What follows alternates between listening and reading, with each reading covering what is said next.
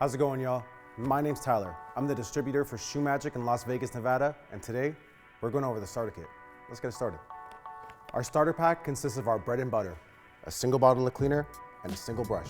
Our cleaner is the #1 in the world. We've been around for 30+ years, and it's safe on any shoe that you can imagine. Made out of coconut oil and jojoba oil, it's safe on any shoe material, any color, leather, mesh, suede, nubuck, canvas, we clean it all. Simple start. Grab your brush, a little bit of water, just 1 or 2 drops of cleaner. We're not trying to go crazy. Grab your shoe and get the scrubbing. Right, we want to be quick, we want to be fast. We're not taking it slow. The brush is safe on all of your shoes. Don't be scared to use it. If you're cleaning anything like canvas on the top of these Vans, maybe just go a little more gentle. Once you're done scrubbing, one thing I want to point out as well, for any difficult scuffs on your sole or on top, a drop of cleaner on your towel and a little bit of hard work will take that right off.